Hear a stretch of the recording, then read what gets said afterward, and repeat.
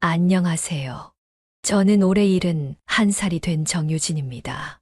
서울음악대학교에서 피아노를 전공하던 21살의 봄날, 한 바이올리니스트를 만났고 그와의 특별한 사랑, 이야기를 여러분께 들려드리려고 해요. 50년이라는 긴 시간 동안 우리가 나눈 사랑이 어떻게 음악이 되었는지 그 이야기를 함께 나누고 싶습니다. 제 이야기가 여러분의 마음에 와닿으셨다면 구독과 좋아요, 알림 설정도 부탁드립니다. 여러분의 응원 댓글 하나하나가 저에게는 큰 위로가 될 것 같네요. 그때는 1972년 봄이었습니다. 제가 21살이던 그때의 일이에요. 서울음악대학교 피아노과 2학년이었던 저는 매일 연습실에서 쇼팽과 리스트의 곡을 연습하며 시간을 보냈습니다. 그날도 평소처럼 연습실에서 나오던 중이었습니다. 멀리서 들려오는 바이올린 선율이 제 발걸음을 멈추게 했어요. 차이코프스키의 바이올린 협주곡이었습니다. 저도 모르게 발걸음이 그 소리를 따라갔고 저는 그렇게 한태우 선배를 처음 만났습니다. 연주홀 무대 위에서 바이올린을 연주하고 있던 그의 모습은 마치 그림처럼 아름다웠습니다. 눈을 감은 채 온몸으로 음악을 표현하는 모습에 저는 그 자리에 서서 한참을 움직이지 못했어요.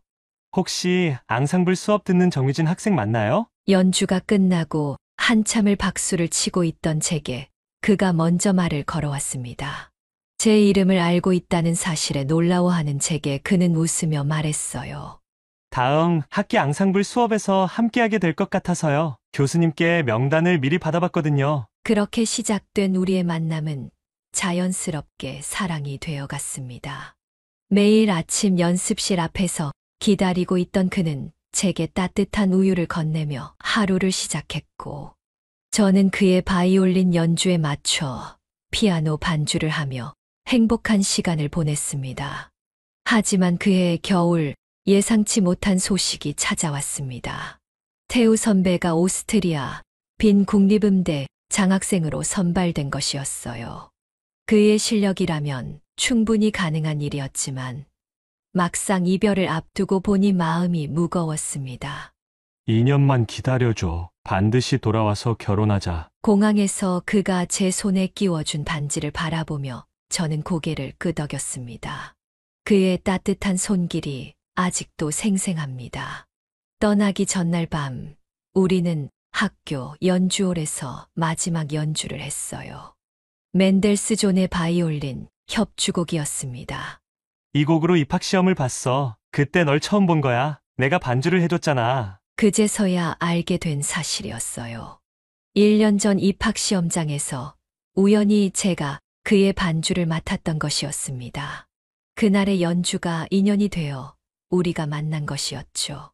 돌아오면 이 곡으로 우리 결혼식 하자. 내가 피아노 치고 내가 바이올린 연주하면서. 눈물이 흐르는 것을 참으며 저는 피아노 건반을 두드렸습니다. 우리의 마지막 연주였지만 그때는 몰랐습니다. 이것이 정말 마지막이 될 줄은요. 처음 두 달은 매일 편지가 왔습니다. 빈에서의 생활, 음악 공부, 그리고 저를 향한 그리움이 빼곡히 적혀 있었어요. 태우 선배는 종종 작은 악보를 동봉하기도 했습니다. 제게 들려주고 싶은 곡이라며 언젠가 함께 연주하자는 메시지와 함께요. 오늘은 슈베르트의 곡을 배웠어. 이곳은 정말 음악의 도시야. 거리 곳곳에서 음악이 들려. 얼른 돌아가서 너와 함께 연주하고 싶어. 그의 편지를 읽으며 저는 매일 피아노 연습을 했습니다. 2년 후 그가 돌아왔을 때 더 성장한 모습을 보여주고 싶었거든요. 하지만 3개월이 지나자 편지가 뜸해지기 시작했습니다. 한 달에 한 번, 그리고 2달에 한 번으로 줄어들더니 결국 6개월 후부터는 완전히 끊겨버렸어요. 그 즈음 저는 충격적인 사실을 알게 되었습니다. 제가 임신을 했다는 것을요. 아침마다 찾아오는 구토의 병원을 찾았다가 알게 된 소식이었습니다. 처음에는 어떻게 해야 할지 막막했어요. 선배님, 저 어떡하죠? 수화기를 들고 몇 번이나 그의 유학 연락처로 전화를 걸었지만 받지 않았습니다. 편지도 보냈지만 답장은 오지 않았어요. 부모님께 사실을 말씀드렸을 때 아버지는 크게 실망하셨습니다. 음대 수석 입학생이었던 딸이 임신을 했다는 소식에 어머니는 며칠 밤을 우셨죠. 하지만 끝내 저를 이해해 주셨어요. 내가 선택한 길이니 끝까지 책임지거라. 아버지의 말씀에 저는 휴학계를 냈습니다. 시골 할머니 댁으로 내려가 아이를 낳기로 한 거예요. 그곳에서 보낸 시간 동안 저는 매일 피아노를 쳤습니다.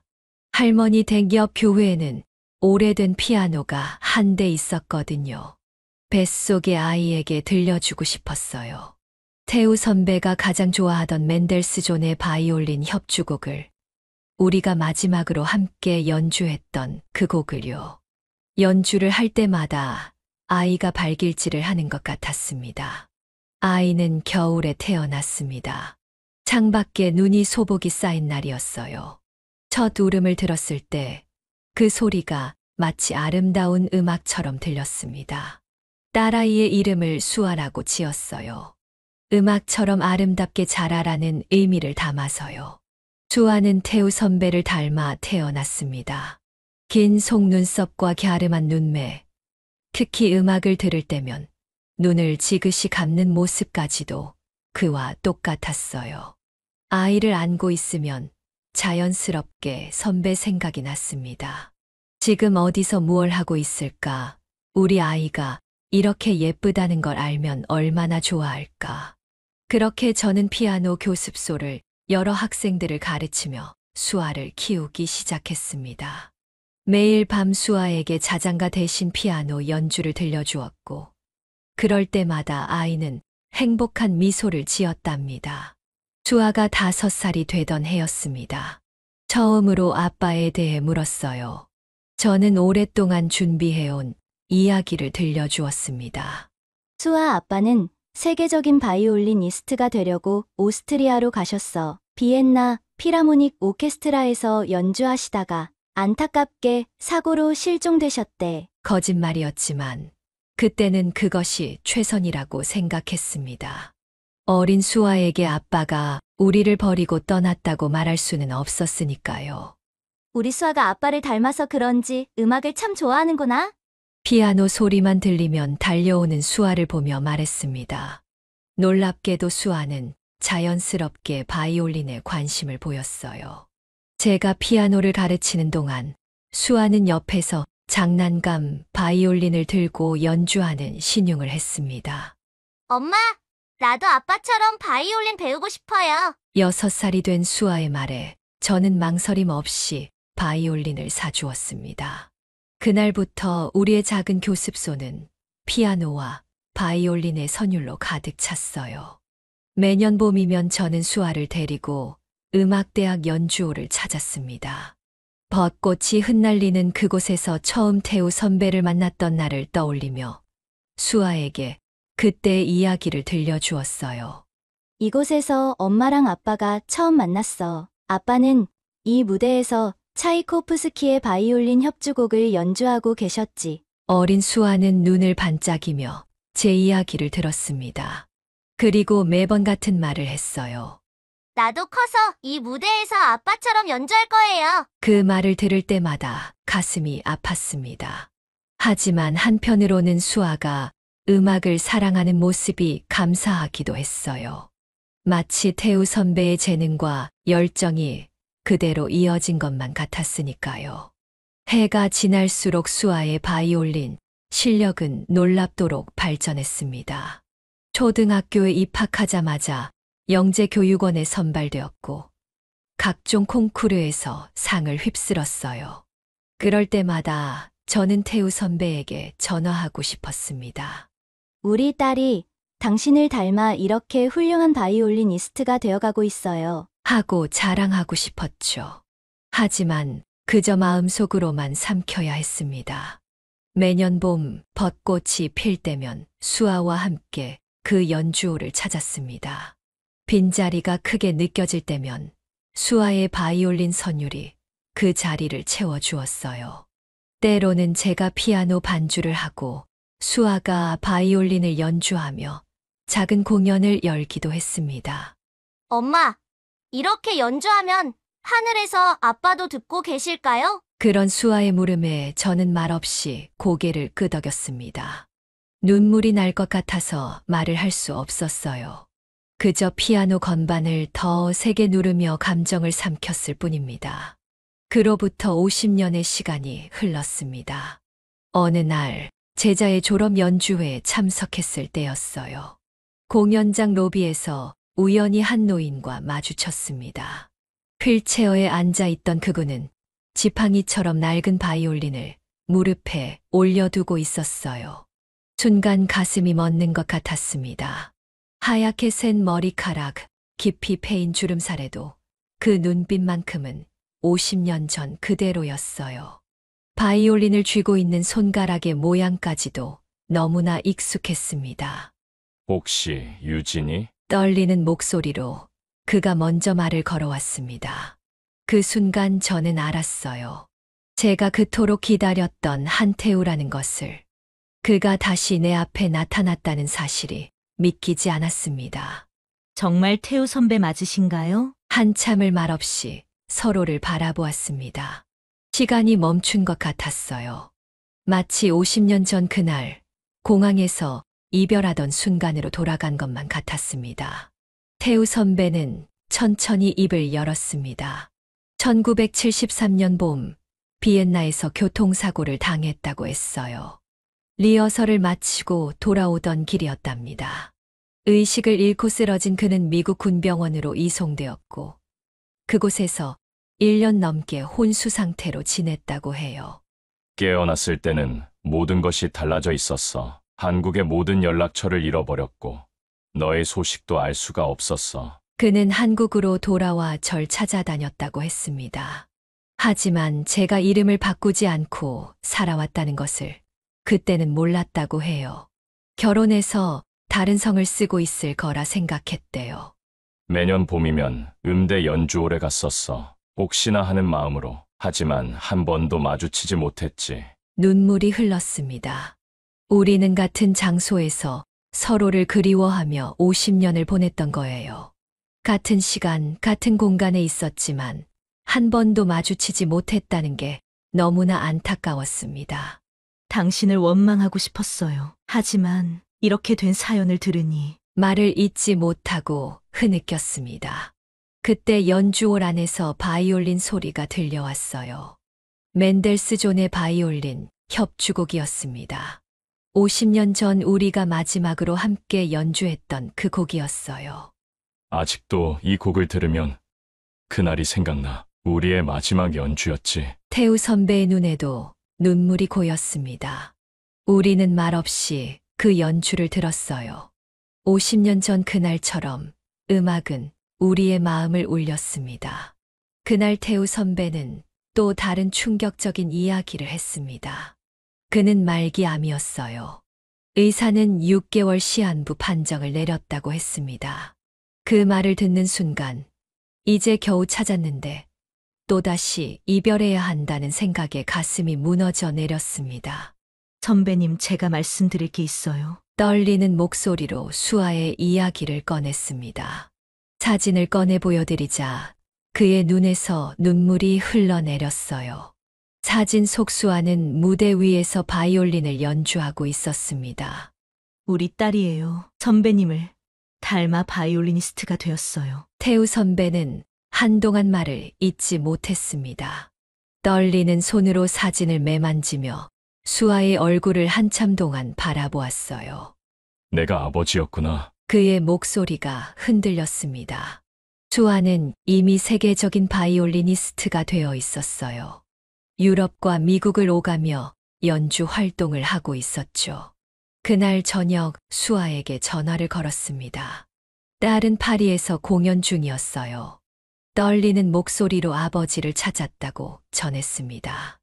엄마, 내일 당장 귀국할게요. 다음 날 수아는 모든 일정을 취소하고 한국으로 돌아왔습니다.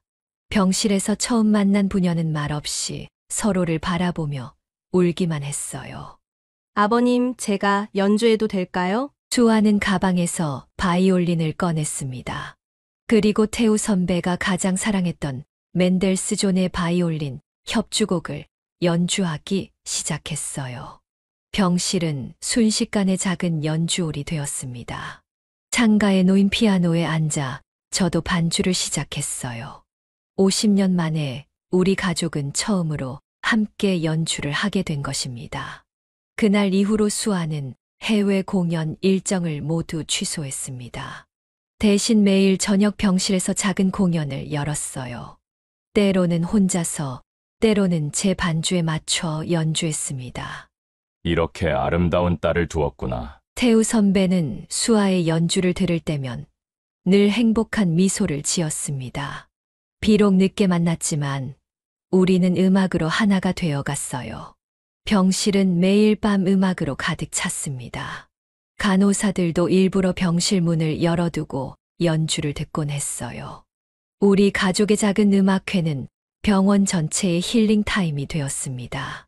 이제 알겠어. 내가 왜 그토록 음악을 사랑했는지. 우리 가족이 음악으로 하나 될 수 있도록 운명이 준비한 거였나 봐. 태우 선배의 말에 우리는 모두 눈물을 흘렸습니다. 50년의 시간이 결코 헛되지 않았다는 걸 깨달았어요. 그로부터 한 달이 지났을 무렵 태우 선배의 상태가 급격히 나빠졌습니다. 의식이 점점 희미해져 갔고 통증도 심해졌어요. 그러던 어느 날 선배가 제게 조용히 말을 건넸습니다. 유진아, 이제 시간이 얼마 남지 않은 것 같아. 마지막으로 부탁이 하나 있어. 떨리는 목소리로 그가 말했습니다. 50년 전 약속했던 그 결혼식을 하고 싶다고요. 수아가 바이올린을 연주하고 제가 피아노를 치는 그런 작은 결혼식을요. 눈물이 앞을 가렸지만 저는 고개를 끄덕였습니다. 수아가 발벗고 나섰어요. 병원 원목 신부님을 모시고 와서 즉석에서 작은 예식을 준비했습니다. 병실은 순식간에 아름다운 예식장으로 변했어요. 간호사들이 병실을 꾸미고 의사 선생님들도 축하해 주러 오셨습니다. 제가 흰 원피스를 입고 태우 선배는 정장을 입었어요. 태우 선배는 떨리는 손으로 반지를 끼워 주었습니다. 50년 전 공항에서 받았던 그 반지와 똑같은 모양이었어요. 알고 보니 그동안 계속 간직하고 있었다고 했습니다. 수아가 바이올린을 들었습니다. 멘델스존의 바이올린 협주곡이 울려 퍼졌어요. 50년 전 우리가 약속했던 그 곡이었습니다. 제가 피아노 반주를 하고 수아가 바이올린을 연주하는 동안 우리는 서로를 바라보며 미소 지었습니다. 이제야 약속을 지켜서 다행이야. 태우 선배의 눈에서 눈물이 흘렀습니다. 저도 울컥했어요. 50년이 지나서야 이루어진 우리의 결혼식은 그렇게 눈물로 시작되었습니다. 하지만 행복도 잠시, 일주일 후 태우 선배의 상태는 급격히 나빠졌어요. 의식이 점점 흐려지고 말씀도 잘 못하게 되셨습니다. 그래도 수아의 바이올린 소리가 들리면 미소를 지으셨어요. 마지막 날, 태우 선배는 저와 수아의 손을 꼭 잡았습니다. 희미한 의식 속에서도 우리를 알아보셨어요. 수아는 아버지의 곁에서 마지막으로 바이올린을 연주했습니다. 고마워. 이렇게 행복하게 보내게 해줘서. 그것이 태우 선배의 마지막 말이었습니다. 바이올린 선율이 울려 퍼지는 가운데 그는 평화로운 얼굴로 눈을 감았어요. 마치 달콤한 자장가를 들으며 잠드는 것처럼 조용히. 수아의 바이올린 소리가 멈추고 병실에는 깊은 정적만이 남았습니다. 우리는 말없이 서로를 끌어안았어요. 비록 일주일이라는 짧은 시간이었지만 우리는 진정한 가족으로서의 순간들을 보낼 수 있었습니다. 장례를 치르고 병실을 정리하던 중 낡은 가죽 가방 하나를 발견했습니다. 그 안에는 빛바랜 악보철이 있었어요. 50년 동안 태우 선배가 써온 곡들이었습니다. 첫 페이지를 펼치자 눈물이 왈칵 쏟아졌습니다. 1972년 12월 15일, 우리가 이별하던 날짜가 적혀 있었어요. 제목은 유진에게였습니다. 그가 비엔나로 떠나기 전 마지막으로 작곡한 곡이었어요. 페이지를 넘길 때마다 저를 향한 그의 마음이 온전히 전해져 왔습니다. 1973년 봄에는 서울의 벚꽃이라는 곡이 있었고, 여름에는 비가 내리는 날에 연가가 있었어요. 악보 구석구석에는 저를 그리워하는 메모들이 빼곡했습니다. 오늘도 유진이 생각에 잠을 이루지 못했다. 이 곡을 들려주고 싶은데 사고를 당한 후에도 그는 계속해서 곡을 써내려갔습니다. 병상에 누워 있으면서도 악보를 놓지 않았다고 해요. 의식이 돌아온 후에는 더욱 열심히 작곡했다고 합니다. 언젠가는 꼭 유진이를 찾아서 이 곡들을 들려주고 싶다. 그의 절절한 그리움이 악보 속에 고스란히 담겨 있었습니다. 수아도 아버지의 악보를 보며 눈물을 흘렸어요. 우리도 몰랐던 아버지의 마음이 이렇게 깊었다는 것에 가슴이 아팠습니다. 마지막 악보는 일주일 전 병실에서 쓴 것이었어요. 제목은 50년의 기다림, 그리고 만남이었습니다. 악보 위에는 떨리는 글씨로 이렇게 적혀 있었어요. 드디어 완성했다. 유진이와 수아에게 들려주고 싶은 나의 마지막 곡. 그것은 우리가 함께 연주했던 멘델스존의 바이올린 협주곡을 재해석한 곡이었습니다. 원곡의 아름다움은 그대로 살리면서도 50년의 그리움과 만남의 기쁨을 담아낸 특별한 편곡이었어요. 수아는 즉시 이 곡을 연주해 보았습니다. 아버지의 마지막 작품을 처음 연주하는 순간, 병실은 다시 한번 눈물바다가 되었어요. 아버지, 이렇게 아름다운 선물을 남겨주셔서 감사해요. 악보철 맨 마지막 장에는 편지가 한 통 들어 있었습니다. 저와 수아에게 쓴 마지막 편지였어요. 그는 이렇게 적어 놓았습니다. 사랑하는 유진이와 수아에게 나의 모든 음악은 너희를 향한 사랑이었단다. 비록 함께하지 못한 50년이었지만 나는 음악으로 남아 너희와 함께였어. 이제는 이 곡들로 나의 마음을 전할 수 있어 행복하구나. 나의 사랑하는 두 연주자에게 이 곡들을 선물로 남긴다. 1년이 지난 지금 수아는 아버지의 마지막 곡을 들고 세계 순회 공연을 하고 있습니다. 50년의 기다림, 그리고 만남이라는 곡은 이제 전 세계 클래식 팬들의 사랑을 받고 있어요. 이 곡은 50년 동안 서로를 그리워한 두 연인의 이야기입니다. 제 아버지가 어머니를 위해 쓰신 마지막 선물이에요. 수아는 매 공연장에서 이렇게 소개를 합니다. 관객들은 그 사연을 듣고 눈시울을 적시며 수아의 연주에 깊은 감동을 받는다고 해요. 저는 이제 예전 제자들과 함께 음악 교실을 운영하고 있습니다. 태우 선배가 남긴 악보들로 새로운 교육 프로그램을 만들었어요. 특히 형편이 어려운 아이들에게 무료로 피아노를 가르치고 있습니다. 선생님, 저도 나중에 수아 언니처럼 될 수 있을까요? 아이들은 종종 이렇게 묻습니다. 그때마다 저는 미소를 지으며 대답해요. 그럼요. 음악은 우리 모두의 것이니까요. 열심히 연습하면 꿈을 이룰 수 있어요. 매주 토요일이면 작은 음악회를 엽니다. 아이들이 차례로 연주를 하고 마지막에는 제가 태우 선배의 곡을 연주해요. 그의 음악을 통해 아이들이 꿈과 희망을 키워가는 모습을 보면 가슴이 따뜻해집니다.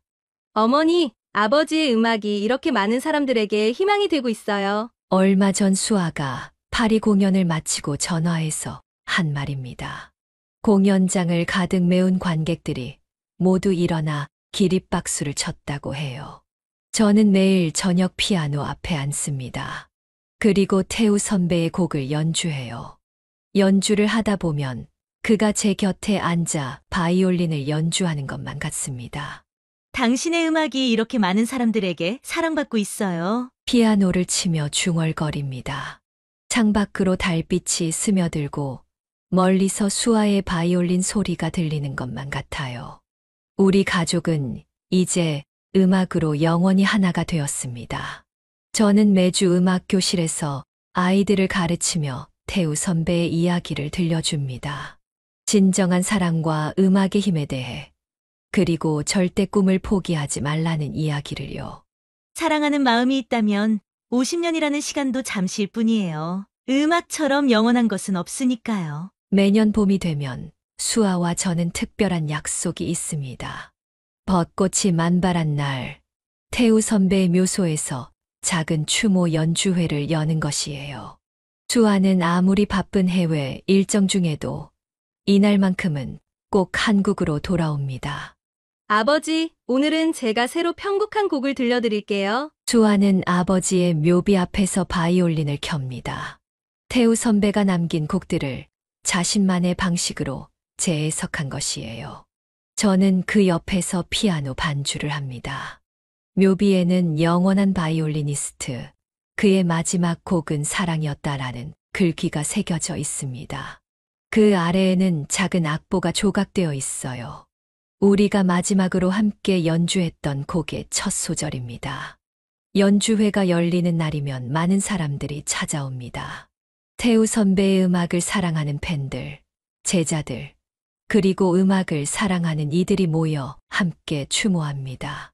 어머니, 아버지가 우리 연주 듣고 계실까요? 수아가 연주를 마치고 늘 묻는 말입니다.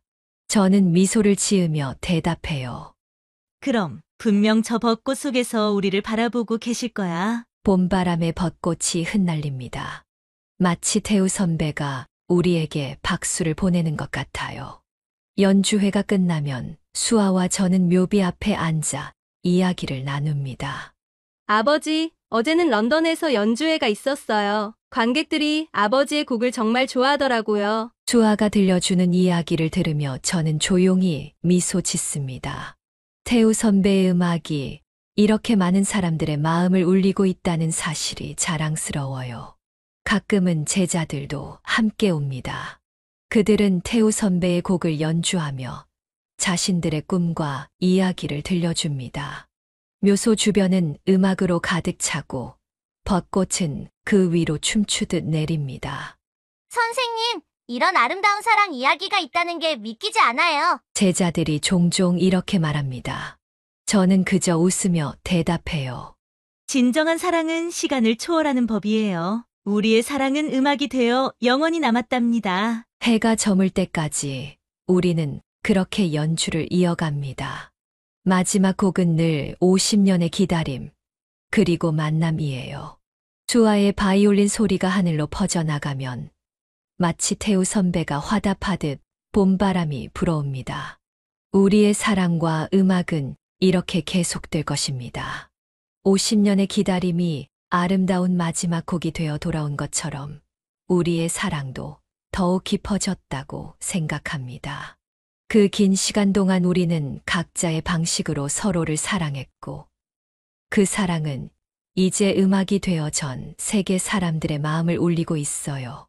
창밖에 벚꽃이 흩날리고 봄바람이 불어오면 마치 태우 선배가 곁에 있는 것처럼 느껴집니다. 세월이 흘러도 그의 음악은 계속해서 새로운 감동을 선사합니다. 젊은 음악가들이 그의 곡을 새롭게 해석하고 다양한 장르로 편곡하면서 그의 음악은 더욱 풍성해지고 있어요. 할머니, 저도 나중에 외할아버지처럼 멋진 음악가가 될 거예요. 얼마 전에는 수아의 딸이 바이올린을 시작했습니다. 그 모습을 보고 있으면 마치 시간이 거꾸로 흐르는 것 같아요. 우리 가족의 음악은 이렇게 다음 세대로 이어지고 있습니다. 이제는 더 이상 아프지 않습니다. 50년의 기다림도 짧았던 재회의 시간도 모두 우리의 소중한 선물이 되었으니까요. 우리의 사랑은 음악이 되어 영원히 울려 퍼질 것입니다. 매일 밤 창밖의 달을 보며 피아노를 칩니다. 그러면 어디선가 태우 선배의 바이올린 소리가 들려오는 것만 같아요. 우리의 사랑은 이렇게 계속됩니다. 음악이 되어, 추억이 되어, 그리고 영원한 사랑의 이야기가 되어 여기까지 인생의 후반부를 이야기하다 지혜 사연이었습니다. 유진님의 이야기가 마음에 드셨다면 구독, 좋아요, 알림 설정, 댓글까지 부탁드리겠습니다. 끝까지 들어주셔서 진심으로 감사드립니다.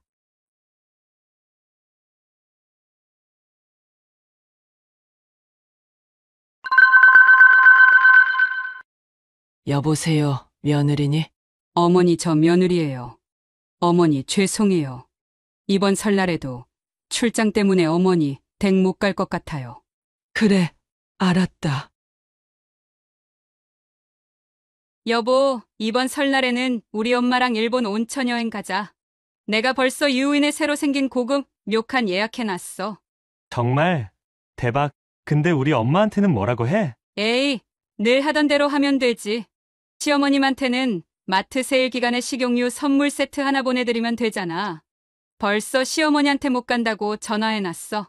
그래도 될까? 매년 그것만 보내는 것 같은데. 뭐 어때? 어차피 시어머님은 혼자 있는 거 좋아하시잖아. 저번에도 그냥 받으시던데. 이번에 내가 고른 료칸이 진짜 좋대. 우리 편안하게 즐기고 오자. 안녕하세요. 저는 올해 75살인 고영희입니다. 제가 오늘 이렇게 제 이야기를 들려드리는 것은 많은 시어머님들께 위로와 용기를 드리고 싶어서입니다. 때는 설날이었습니다. 매년 그랬듯이 저는 이른 아침부터 일어나 명절 음식을 준비하고 있었습니다. 떡국떡을 불리고 소고기는 기름기를 떼어내고 무는 잘게 채 썰어 놓았습니다. 마치 아들 내외가 곧 도착할 것처럼 말입니다.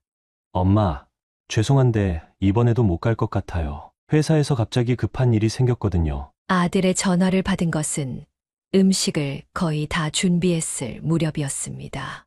귀에 익숙한 변명이었습니다. 작년에도 재작년에도 들었던 말이었으니까요. 아들, 괜찮아. 엄마는 이해해. 대신 건강하게 잘 지내면 돼. 떡국 국물이 보글보글 끓고 있었지만 제 마음속에서는 싸늘한 바람이 불었습니다. 방금 끓인 따뜻한 음식들이 하나둘 식어가는 것을 바라보며 저는 깊은 한숨을 내쉬었습니다. 선물이라도 택배로 보낼게요. 이번에도 식용유 세트로 준비했어요. 아들의 말에 저는 쓴웃음을 지었습니다. 5년째 받는 식용유 선물 세트였습니다. 마트 세일 기간에 맞춰 사는 그 식용유 세트 말입니다. 거실 창밖으로는 하얀 눈이 조용히 내리고 있었습니다. 설날이라고 떠들썩한 이웃집들과는 달리 우리 집은 마치 시간이 멈춘 듯 고요했습니다. TV에서는 설날 특집 프로그램이 한창이었지만 저는 소리를 죽여두었습니다. 웃음소리가 더욱 쓸쓸하게 느껴졌기 때문입니다. 작년에는 기다리다가 음식 다 버렸잖아. 올해는 조금만 하지. 혼잣말을 하며 준비한 음식들을 정리했습니다. 떡국떡은 다시 냉동실로, 채 썬 나물은 통에 담아 냉장고로 들어갔습니다. 설날 아침부터 혼자 하는 이 쓸쓸한 정리가 이제는 익숙해진 것 같았습니다. 그래도 아들이 바쁘게 사는 게 어디야. 요즘 세상에 부모 찾아뵙기도 쉽지 않을 텐데. 스스로를 위로하면서도 창밖으로 보이는 가족들의 모습이 부러웠습니다.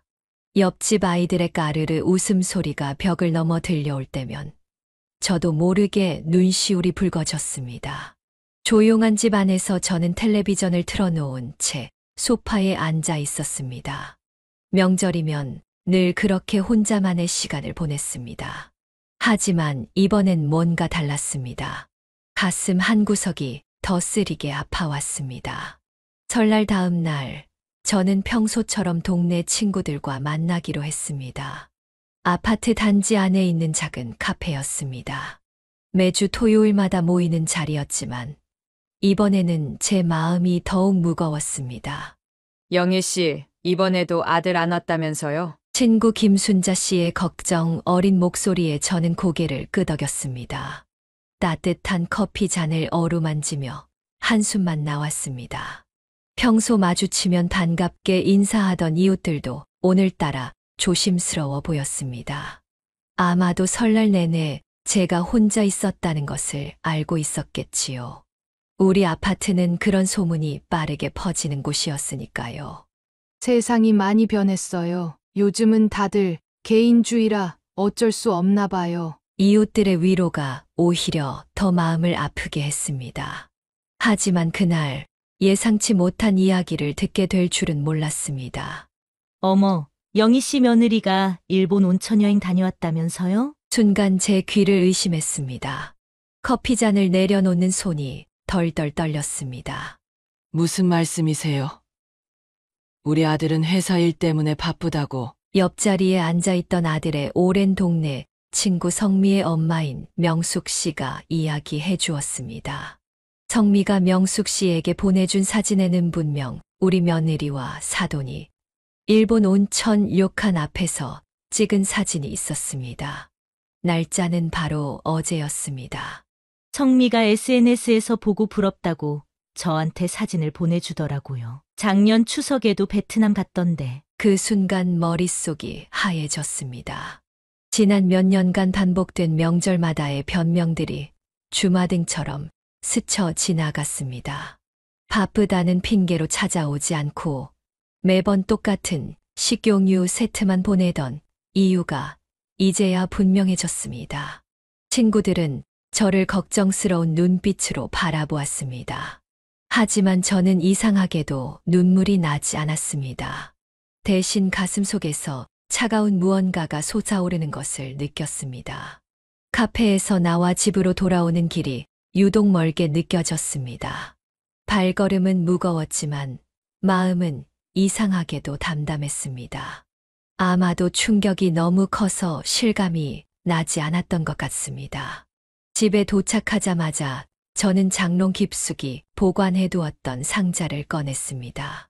그 안에는 아들 내외가 보내준 명절 선물들이 고스란히 있었습니다. 5년 동안 매번 같은 식용유 선물 세트, 어쩌다 한 번씩 들어있던 햄 세트가 전부였습니다. 엄마, 저희가 형편이 어려워서 이것밖에 못 드려서 죄송해요. 매년 들었던 아들의 말이 이제야 거짓말이었다는 것을 깨달았습니다. 그동안 저를 속이면서 사돈과는 호화로운 해외여행을 다녔다는 사실이 가슴을 후벼 팠습니다. 옆집 할머니가 문을 두드렸습니다. 아마도 제 기척이 들렸나 봅니다. 영희 씨, 괜찮아요? 얼굴이 안 좋아 보여서. 저는 억지로 미소를 지으며 괜찮다고 했습니다. 하지만 마음속에서는 작은 불씨가 피어오르고 있었습니다. 더 이상 참고만 있을 수는 없다는 생각이 들었습니다. 거실 벽에 걸린 가족 사진을 바라보았습니다. 아들의 결혼식 날 찍은 사진이었습니다. 모두가 행복해 보였던 그때가 문득 그리워졌습니다. 하지만 이제는 그 미소 뒤에 숨겨진 거짓을 알아버린 후였습니다. 책상 서랍을 열어 통장을 꺼내보았습니다. 40년 된 상가 건물의 재개발 이야기가 나온 지도 벌써 몇 달이 지났습니다. 보상금 이야기도 조금씩 들려오고 있었죠. 더 이상 구차하게 빌붙지 않기로 했습니다. 제 인생의 마지막 장을 당당하게 써내려가고 싶었습니다. 그날 밤 저는 오랜만에 일기를 썼습니다. 일기장 첫 페이지에는 이렇게 적었습니다. 오늘부터 나의 새로운 인생이 시작된다. 창밖에서는 늦겨울의 차가운 바람이 불어왔지만 제 마음속에서는 따뜻한 봄이 오고 있었습니다.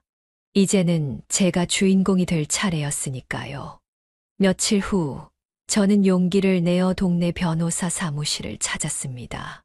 40년 된 상가 건물 재개발 문제로 상담을 받고 싶다고 했습니다. 저는 그동안 재개발 얘기가 나올 때마다 아들에게 물어보곤 했지만 이제는 혼자 해결하고 싶었습니다. 고영희님, 현재 재개발이 확정된 상태라 보상금은 약 20억 정도로 예상됩니다. 변호사의 말에 저는 잠시 숨을 멈췄습니다. 예상보다 훨씬 큰 금액이었습니다. 남편이 젊은 시절 어렵게 마련했던 그 상가 건물이 이렇게 큰 재산이 되어 있었다니요. 재개발 조합에서 통지서는 받으셨나요? 변호사의 질문에 고개를 끄덕였습니다. 그동안은 아들에게 모든 걸 맡겼지만 이제는 달랐습니다. 제가 직접 나서서 해결하기로 마음먹었습니다. 사무실을 나와 집으로 돌아오는 길에 은행에 들렀습니다. 통장을 정리하고 새로운 계좌를 만들었습니다. 이제부터는 제가 직접 재산을 관리하겠다는 뜻이었습니다. 어머니, 재개발 문제는 제가 알아볼게요. 그날 저녁 아들이 전화를 걸어왔습니다. 아마도 변호사 사무실에 다녀온 것을 누군가 봤나 봅니다. 하지만 저는 더 이상 예전의 제가 아니었습니다. 대출이 있는 통장과 적금들을 정리하고 보험 해약을 하면서 마음도 차츰 정리되었습니다. 상가 건물에서 나오는 월세도 이제부터는 제 통장으로 받기로 했습니다. 거실 소파에 앉아 창밖을 바라보며 생각했습니다. 이제 곧 봄이 올 텐데 올해는 조금 다른 봄이 될 것 같았습니다. 제 인생의 새로운 봄이 시작되는 것처럼 말입니다. 엄마, 재개발 문제는 복잡하니까 제가 알아볼게요. 신경 쓰지 마세요. 아들이 또다시 전화를 걸어왔지만 이번에는 제가 먼저 끊었습니다. 더 이상 누군가에게 의존하고 싶지 않았습니다. 제 인생의 마지막 장은 제가 직접 써내려가고 싶었습니다. 아들아, 이제는 내가 알아서 할게. 전화를 끊고 나니 어디선가 용기가 솟아났습니다. 마치 오랫동안 잠자고 있던 제 안의 달은 제가 깨어난 것 같았습니다. 봄이 시작되면서 재개발 조합의 움직임도 바빠졌습니다. 매일같이 우편함에는 조합 소식지가 들어있었고, 이제는 그것들을 꼼꼼히 읽어보는 것이 제 일과가 되었습니다. 더 이상 아들에게 물어보지 않았습니다. 어머님, 조합 설명회에 같이 가시죠. 옆 상가 주인 박 여사의 제안에 저는 기꺼이 따랐습니다. 설명회장은 처음 보는 얼굴들로 가득했습니다. 대부분 저처럼 나이 든 건물주들이었습니다. 조합장의 설명을 들으면서 저는 메모를 했습니다. 보상금 지급 시기, 이주 대책, 새로 지어질 건물의 설계도까지. 옆자리에 박 여사가 놀란 눈으로 저를 바라보았습니다. 영희 씨, 요즘 많이 달라지셨네요. 그 말을 들으니 괜히 가슴이 뭉클해졌습니다. 그동안 저는 얼마나 무기력하게 살았던 걸까요? 남편이 먼저 떠난 후로 모든 걸 아들에게 의지하려 했었습니다. 이제는 제가 직접 할 수 있어요. 제 대답에 박 여사는 따뜻하게 미소 지었습니다. 설명회가 끝나고 나오는 길에 저는 조합 사무실에 들러 제 명의로 된 통장 계좌를 등록했습니다. 이제 보상금은 온전히 제 통장으로 들어올 것입니다. 집으로 돌아오는 길에 평소 즐겨 가던 분식집에 들렀습니다. 옛날 남편과 자주 왔던 곳입니다. 떡볶이를 먹으며 문득 생각났습니다. 남편이 늘 하던 말이 있었죠. 당신은 왜 자꾸 남 눈치만 보는 거요? 당신 인생은 당신 거야. 이제야 그 말의 의미를 진정으로 이해할 수 있을 것 같았습니다. 떡볶이의 매운맛 때문인지 아니면 갑자기 밀려온 감정 때문인지 눈시울이 뜨거워졌습니다. 그날 밤 저는 오랜만에 딸에게 전화를 걸었습니다. 결혼하고 미국으로 이민 간 딸은 늘 바빴지만 이번만큼은 제 이야기를 들어주길 바랐습니다. 딸아, 엄마가 이제 새로운 시작을 하려고 해. 전화기 너머로 들려오는 딸의 목소리는 따뜻했습니다. 오랜만에 느끼는 가족의 온기였습니다. 하지만 이제는 달랐습니다. 더 이상 의지하고 기대지 않아도 제 삶은 제가 만들어갈 수 있다는 자신감이 생겼으니까요. 봄이 깊어가면서 저는 오랫동안 미뤄왔던 일들을 하나씩 시작했습니다. 먼저 핸드폰을 바꾸고 새로운 번호를 만들었습니다. 아들이나 며느리가 연락할 수 있는 건 집 전화뿐이었죠. 동네 문화센터에도 등록했습니다. 스마트폰 활용법 강좌부터 시작해서 요가 수업까지 매일 아침 일찍 일어나 요가복을 입고 나서는 제 모습이 낯설면서도 즐거웠습니다. 어머니, 갑자기 연락이 잘 안 되시네요? 며느리의 목소리에는 당혹감이 묻어 있었습니다. 아마도 제 변화가 감지되었나 봅니다. 문화센터에서 만난 새로운 친구들과 점심을 먹으러 다니기 시작했습니다. 그동안 혼자 집에만 있던 제가 맛집을 찾아다니고 커피를 마시며 수다를 떠는 모습이 마치 딸과 같았습니다. 영희 씨, 우리 다음 주에 제주도 여행 한번 다녀올까요? 문화센터 친구의 제안에 처음에는 망설였습니다. 하지만 이내 용기를 내어 수락했습니다. 아들아, 엄마가 이번 주말에 제주도 좀 다녀올게. 전화기 너머로 들려오는 아들의 놀란 목소리가 어쩐지 통쾌하게 들렸습니다. 그동안 명절마다 해외여행을 다녔던 그들처럼 이제는 제가 여행을 떠나는 겁니다. 여행사에서 패키지 상품을 예약하고 나오는 길에 미용실에도 들렀습니다. 오랫동안 흰머리로 두었던 머리를 밝은 갈색으로 염색했습니다. 거울 속의 제 모습이 10년은 젊어 보였습니다. 어머, 고영희 씨 맞으세요? 너무 달라지셨어요. 동네 슈퍼마켓 주인의 말에 저는 활짝 웃었습니다. 변화는 외모뿐만이 아니었습니다. 제 마음도 생각도 모두 달라지고 있었으니까요. 재개발 조합에서 보상금 지급 시기가 앞당겨질 수 있다는 연락이 왔습니다. 이제 곧 제 인생의 큰 변화가 시작될 것 같았습니다.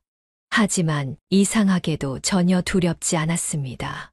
오히려 설렘이 가득했습니다. 제주도 여행은 제 인생에서 가장 특별한 시간이 되었습니다. 비행기를 타는 것도 20년 만이었습니다. 창밖으로 보이는 하얀 구름을 보며 저는 마치 새로 태어난 것 같은 기분을 느꼈습니다. 그동안 억눌러 왔던 제 모습이 조금씩 풀어지는 것 같았습니다. 제주의 봄바람은 서울과는 달랐습니다. 유채꽃이 피어있는 들판을 걸으며 저는 문득 깨달았습니다. 제가 그동안 얼마나 좁은 세상에서 살았는지를요. 어머니, 제주도는 잘 도착하셨나요?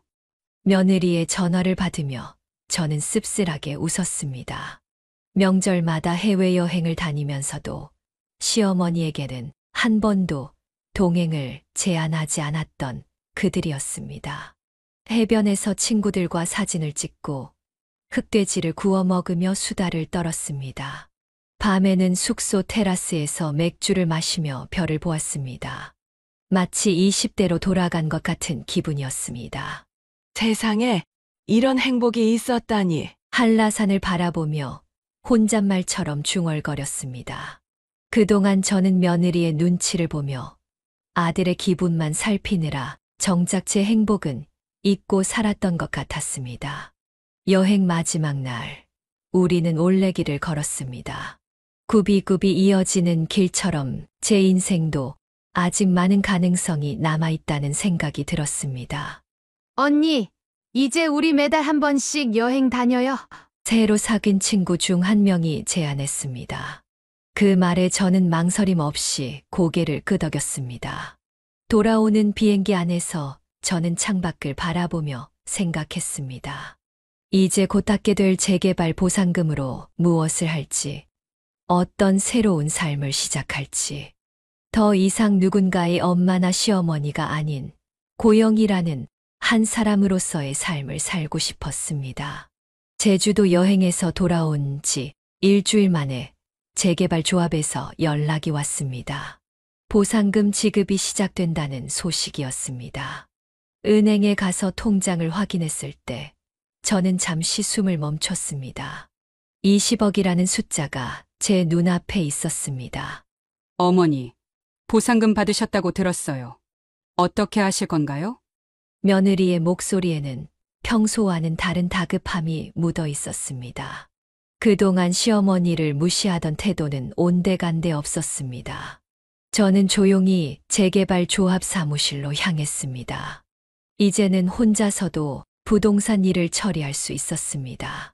상가 건물 권리금 정산도 마무리 짓고 세입자들과의 협의도 순조롭게 진행되었습니다.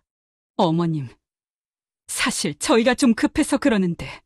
어느 날 저녁 아들과 며느리가 집으로 찾아왔습니다. 명절에도 오지 않던 그들이었습니다. 며느리의 얼굴은 평소보다 훨씬 창백해 보였습니다. 식탁에 앉아 이야기를 듣고 보니 사돈댁의 사업이 완전히 망했다고 했습니다. 카드 빚이 수억이 넘고 이제는 전세금도 빼먹힐 위기라고 했습니다. 해외여행을 다니면서도 알고 보니 모두 카드 돌려막기로 버텨온 것이었습니다. 어머님, 저희 좀 도와주실 수 없을까요? 며느리의 눈에는 눈물이 그렁그렁했습니다. 그 순간 지난 명절들이 주마등처럼 스쳐 지나갔습니다. 홀로 차려놓은 명절 음식이 식어가던 순간들. 사돈댁과 해외여행을 다녀와서는 피곤하다며 연락도 없이 지나갔던 그 모든 날들이 떠올랐습니다. 도와달라고? 명절마다 나 혼자 두고 사돈댁하고만 여행 다닐 때는 내 마음은 생각도 안 했으면서. 제 목소리에는 오랫동안 참아왔던 서운함이 묻어났습니다. 며느리는 고개를 푹 숙인 채 흐느꼈지만 이제는 더 이상 그런 눈물의 마음이 흔들리지 않았습니다. 매번 보내주던 식용유 선물 세트 값으로는 부족하지. 이제는 그런 싸구려 선물 세트 받을 일도 없을 거야. 차갑게 내뱉은 제 말에 며느리는 더욱 움츠러들었습니다. 하지만 저는 이미 마음을 굳혔습니다. 마포에 있는 고급 아파트를 현금으로 매수하기로 한 계약금도 이미 걸어둔 상태였습니다. 동네 친구들과 점심을 먹으면서 우리는 웃음꽃을 피웠습니다. 이제는 제가 한턱 내는 일이 많아졌습니다. 돈이 문제가 아니었습니다. 제 인생을 되찾았다는 기쁨이 더 컸으니까요. 돈보다 더 소중한 것을 깨달았기 때문이었습니다. 바로 제 자신을 사랑하는 법을 배웠다는 것입니다. 아들 내외가 돌아간 후 저는 오히려 마음이 더 가벼워졌습니다. 재개발 보상금으로 산 마포의 새 아파트는 제 이름으로 된 첫 번째 집이었습니다. 남편과 살던 집은 늘 시댁 명의였고 지금 살고 있는 집도 아들 명의로 되어 있었으니까요. 엄마, 정말 우리 이사 나가겠다는 거야? 아들이 전화로 따지듯 물었습니다. 마포 아파트 계약 사실을 알게 된 모양이었습니다. 집 근처 짐 보관소에는 이미 제가 필요한 물건들을 조금씩 옮겨두었습니다. 오랫동안 써온 그릇들, 사진첩, 제가 아끼는 화분들까지. 이삿짐 센터에 맡기지 않고 제가 직접 하나씩 정리했습니다. 너희들처럼 나도 이제 내 삶을 살 거야. 그동안 혼자 명절 보내면서 얼마나 서러웠는지 알기나 해. 아들은 전화기 너머로 한동안 말이 없었습니다. 제 목소리에 담긴 단단한 의지를 느낀 걸까요? 새 집 인테리어는 제가 좋아하는 파스텔 톤으로 꾸미기로 했습니다. 40년 넘게 살면서 단 한 번도 제 취향대로 꾸며보지 못했던 집이었습니다. 이제는 모든 것을 제 마음대로 할 수 있다는 게 설레었습니다. 영희 씨, 새 집에서는 매주 모임하면 되겠네요. 문화센터 친구들과 함께 새 집 구경을 가기로 했습니다. 친구들의 목소리에는 진심 어린 축하가 담겨 있었습니다. 통장에 찍힌 숫자들을 보며 저는 처음으로 진정한 독립을 실감했습니다. 이제는 더 이상 누구의 엄마나 시어머니가 아닌 저 고영희로 살아갈 수 있을 것 같았습니다. 한강이 내려다 보이는 전망은 마치 제 앞으로의 인생처럼 시원하고 탁 트여 있었습니다. 새 집으로 이사를 마치고 얼마 지나지 않아 동네 이웃을 통해 사돈댁 소식을 전해 들었습니다. 더 이상 버티지 못하고 결국 용산의 40평대 아파트가 경매로 넘어가고 경기도의 한 임대 아파트 단지로 이사를 갔다고 했습니다. 영희 씨, 사돈댁이 그렇게 됐다면서요? 카드 빚이 10억이 넘었다던데. 친구의 말에 저는 담담하게 고개를 끄덕였습니다. 이제는 더 이상 그들의 일이 제 마음을 흔들지 못했습니다. 명절마다 호화로운 여행을 다니면서도 시어머니에게는 식용유 선물 세트로 때우던 그들의 이중적인 모습이 떠올랐습니다. 그때마다 혼자 끓여 식어버린 떡국이 생각났습니다. 어머니, 저희 이사 가게 됐어요. 앞으로는 자주 찾아뵙기 힘들 것 같네요. 며느리의 목소리는 한없이 작아져 있었습니다. 더 이상 그들의 허세와 거만함은 찾아볼 수 없었습니다. 제 새집 근처에는 백화점과 대형마트가 있었습니다. 평일 오전이면 친구들과 함께 쇼핑을 다녔고, 때로는 미술관에도 들렀습니다. 제 통장에서는 여전히 상가, 임대료가 꾸준히 들어오고 있었습니다. 도시락 모임 자리에서 한 친구가 사돈댁 얘기를 꺼냈습니다. 급하게 전세로 이사 가면서 가구도 제대로 못 가져갔다는 소문이 돌더라고요. 하지만 이제는 그런 이야기가 제 마음에 미안함이나 안타까움을 불러일으키지 않았습니다. 엄마, 이제라도 우리 좀 도와줄 수 없어? 아들의 간절한 부탁에도 저는 단호했습니다. 이제는 제 인생을 누릴 차례였으니까요. 그렇게 계절이 바뀌고 가을이 깊어갔습니다. 창밖으로 노란 은행잎이 떨어질 때마다 저는 새삼 제 삶이 얼마나 달라졌는지 실감했습니다. 이제는 더 이상 구차하게 눈치 보며 살지 않아도 된다는 사실이 가장 큰 행복이었습니다. 다시 명절이 찾아왔습니다. 이번에는 달랐습니다. 제가 살고 있는 마포의 새 아파트에서 친구들과 함께 보내기로 했습니다. 아침부터 도란도란 이야기를 나누며 맛있는 음식을 준비했습니다. 그러다 문득 생각이 났습니다. 마트에 들러 무언가를 사야겠다고 결심했습니다. 진열대 앞에서 저는 잠시 미소를 지었습니다. 제일 싼 식용유 선물 세트를 골랐습니다. 어머, 영희 씨, 그걸 누구 주려고 사요? 친구의 물음에 저는 의미심장한 웃음을 지었습니다. 택배 송장을 쓰면서도 제 입가에는 미소가 떠나지 않았습니다. 받는 사람란에 며느리의 이름을 적었습니다. 요즘 식용유 값이 많이 올랐더라. 너희도 형편이 어려울 텐데 이거라도 쓰렴. 택배 메시지란에 이렇게 적었습니다. 그동안 며느리가 저에게 보냈던 말을 그대로 되돌려주는 것이었습니다. 오후가 되자 친구들이 하나둘 모여들었습니다. 한강이 보이는 넓은 거실에서 우리는 웃음꽃을 피웠습니다. 누군가가 건배를 제안했고 우리는 샴페인 잔을 높이 들었습니다. 다음 주에 있을 유럽 여행 준비는 다 하셨어요? 친구들과 함께 계획한 여행이었습니다. 이탈리아, 프랑스, 스위스를 도는 20일짜리 패키지였습니다. 그동안 며느리가 사돈과 다녔던 온천 여행보다 훨씬 더 긴 여정이었죠. 저녁이 되어 휴대폰을 확인해 보니 며느리에게서 문자가 와 있었습니다. 택배를 받았다는 내용이었습니다. 답장은 하지 않았습니다. 대신 친구들과 함께 찍은 파티 사진을 SNS에 올렸습니다. 며느리도 볼 수 있게 말이죠. 영희 씨, 이제 진짜 행복해 보여요. 얼굴이 다 피었어요. 친구의 말에 저는 환하게 웃었습니다. 이제야 진정한 제 모습을 찾은 것 같았습니다. 더 이상 구차하게 살지 않아도 된다는 해방감, 그리고 당당하게 살아가는 즐거움이 제 얼굴에 그대로 묻어났나 봅니다. 밤이 깊어가도 우리의 이야기는 끝날 줄 몰랐습니다. 창밖으로 보이는 한강의 불빛처럼 제 인생도 이제는 반짝반짝 빛나고 있었습니다.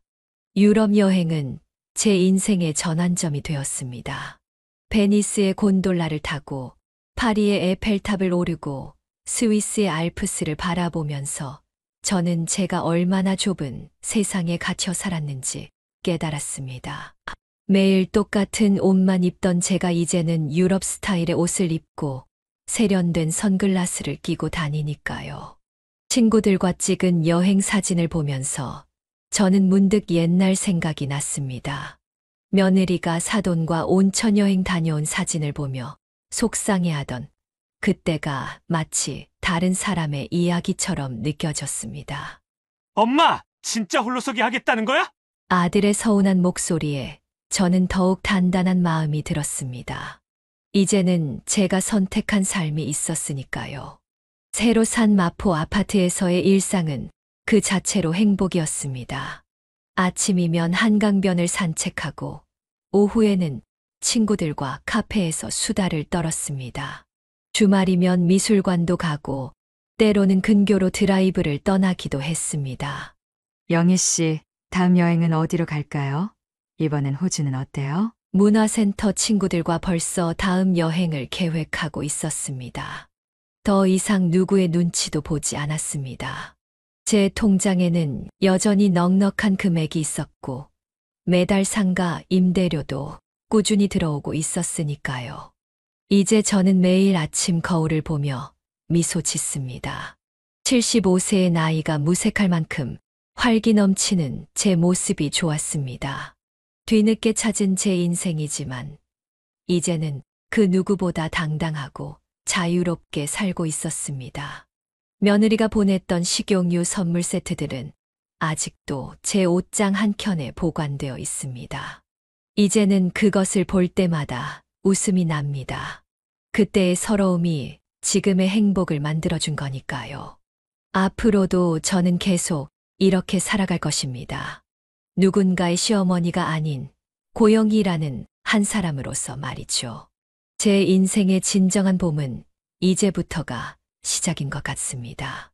여러분, 제 이야기는 여기서 끝이 납니다. 저처럼 시어머니라는 이유로, 나이가 들었다는 이유로 자신의 삶을 포기하고 계신 분들이 계실 것 같습니다. 하지만 기억하세요. 자식이 인생의 전부가 아닙니다. 우리의 인생에는 결코 너무 늦은 때가 없습니다. 저는 75이 되어서야 비로소 제 삶의 주인공이 되었습니다. 매일 누군가의 눈치를 보며 살았던 제가 이제는 당당하게 제 길을 걸어가고 있습니다. 여러분도 할 수 있습니다. 지금 이 순간부터라도 자신을 사랑하고 자신만의 행복을 찾아 나서세요. 나이는 숫자에 불과합니다. 우리의 진정한 봄은 언제든 시작될 수 있답니다. 이 이야기를 들어주셔서 감사합니다. 여러분의 인생에도 아름다운 봄이 찾아오길 바랍니다. 여기까지 인생의 후반부를 이야기하다 지혜사연이었습니다. 고영희님의 이야기가 마음을 울리셨다면 구독, 좋아요, 알림 설정, 댓글까지 부탁드리겠습니다. 끝까지 들어주셔서 진심으로 감사드립니다.